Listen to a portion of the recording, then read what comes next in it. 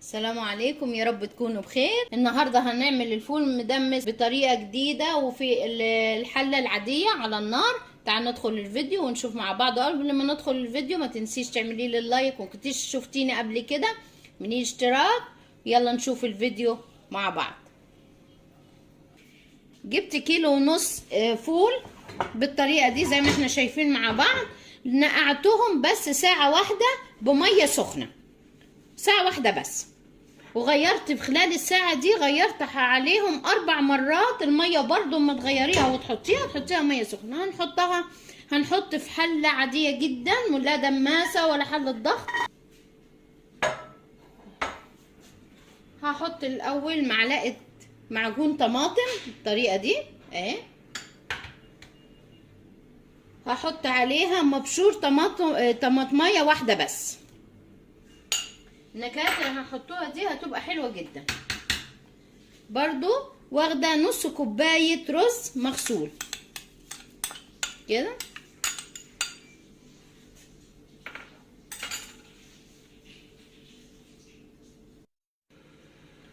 وهحط كمان كوباية عدس برضو مغسول كده.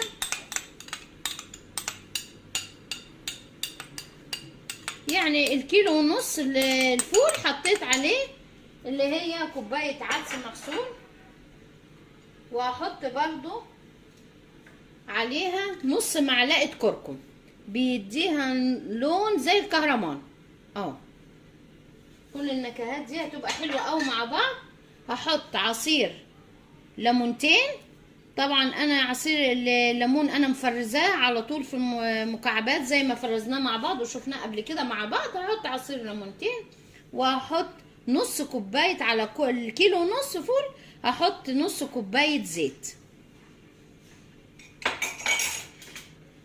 وهنشغل عليهم النار وهحط ميه بتغلي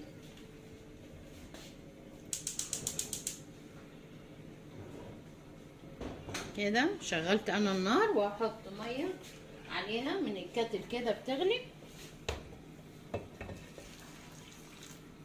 بالطريقه دي اهو.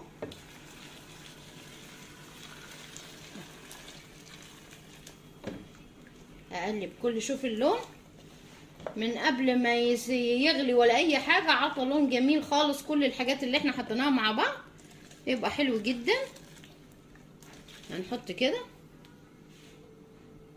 وهنسيبها تغلي اهو. هنسيبها تغلي حوالي كده نص ساعة على نار مرتفعة.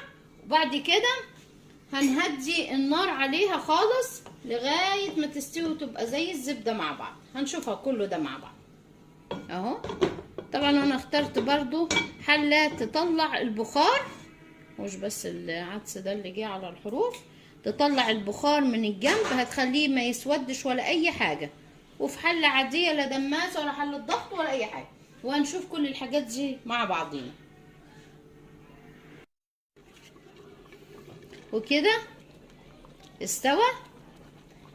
شوف الفول جميل جدا وريحته تحفة. جميل جميل ولا اسود ولا اي حاجة. وعملناه في الحلة العادية زي ما احنا شفنا مع بعض بكل الحاجات اللي احنا حطيناها فيها زي لون الكهرمان زبدة كده اهو. هنشوفه مع بعض. حطيناه وحطينا اللي هو الرز.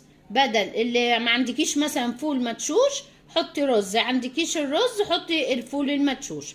يعني ساعات الفول المدشوش ما بيبقاش موجود، حطي الرز زي ما احنا شفناه مع بعض بالطريقة دي. جميل جدا جدا. وهنشوف هنقدمه ازاي. هناخد كده منه، هناخد ونشوف حلاوة الفول اللي عملناه في الحلة العادية بالطريقة دي. هاخد شوية عشان الجمال. زبدة زي الزبدة بالظبط اهو اهو. جميل جدا جدا. جربي كده.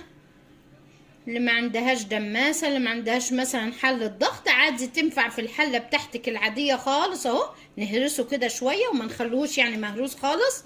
بالطريقة دي اهو، زي ما احنا شايفين مع بعض الطريقة دي. هحط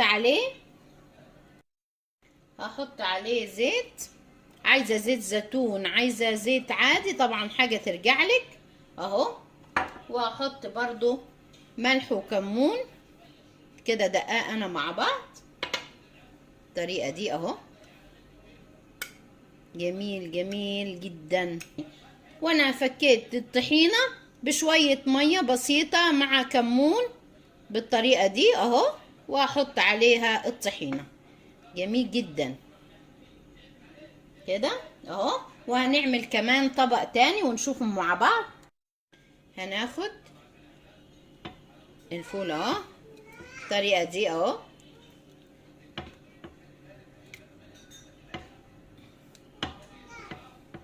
جميل جدا، ولونه مش هيتغير ولا اي حاجة، لان الحلة انت مغطياها بتبقى احلى، اللي هي انت عاملاها يكون فيها الغطا، فيها فتحة تهوية، بيبقى فتحة تهوية فبتبقى مكمورة بالطريقة دي اهي.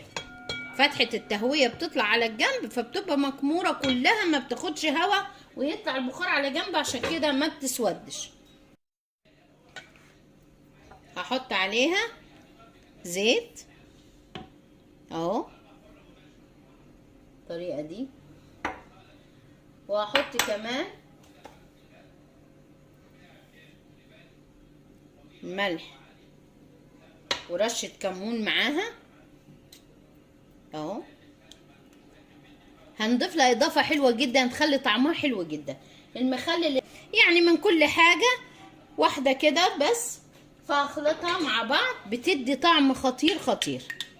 جربيها كده تعجبك جدا اه. ريحة المخلل مع الفولة طبعا ما تنكترش، هي بس واحدة من كل حاجة. هنعمل كمان طبق تاني نضيف له اضافة جميلة خالص. كمان هنعمل طبق تاني اهو. هناخد اهو طبعا، والتعبئة دي اللي انت عايزاها طبعا بعد ما يبرد خالص تعبيه، يا اما في الكياس يا اما في العلب، في اي حاجة انت عايزة تشيليها فيها. شو جميل ازاي. ارفع الحلة، هضيف له برضو اضافة حلوة جدا. هحط زيت زيتون، لو كان زيت زيتون هيبقى احلى، لان انا هضيف له الزيتون معاه. كمان هحط معاه حوالي فص توم بسيط، فص توم بسيط من اللي احنا دقينه قبل كده اهو. وهحط الملح والكمون وكزبرة مع بعض. انزل لك برضو في فيديو الدقة بتاعت الفول بكرة او بعده ان شاء الله. الطريقة دي ههرسه بس نص هرسة كده اهو. وهخلط معاه طماطم وزيتون وفلفل اخضر، اقطعهم كده مكعبات بالطريقة دي. فلفل اخضر طبعا يعني ما يبقاش الحر قوي. خلطة جميلة جدا جدا، ريحة الثوم والطماطم والفلفل والزيتون روعة. انا بس هضيف شوية الطريقة دي اهو كده، وكده يبقى عرفنا طريقة الفول في الحلة العادية. في المية السخنة نقعناه وخليناه في الاول يغلي، على خلال الساعة اللي احنا ليناه فيها غيرنا المية كذا مرة، وبعد كده حطيناه وحطينا عليه كل الحاجات اللي احنا شفناها مع بعض. ولو مش عندك الفول المدشوش حط الرز زي ما انا حطيته النهاردة، حط المكونات بالطريقة اللي احنا حطيناها. خد ساعة ونص او ساعة، يعني ساعة وربع، ساعة ونص بالكتير. خليته على نار هادية، غلى كام غلوة كده، وبعد كده خليته على نار هادية باقي الساعة ونص، بقي زي الزبدة بالظبط، زي الكهرمان لونه اهو. جميل جدا جدا زي ما شفناه مع بعض، وهنقدمه كل يوم بطعم شكله. يا رب اكون عطيتك فكرة جديدة تجربيها وتعجبك، وان عجبتك اعملي لايك وشير واشتراك في القناة. على اللقاء في فيديو احلى واحلى.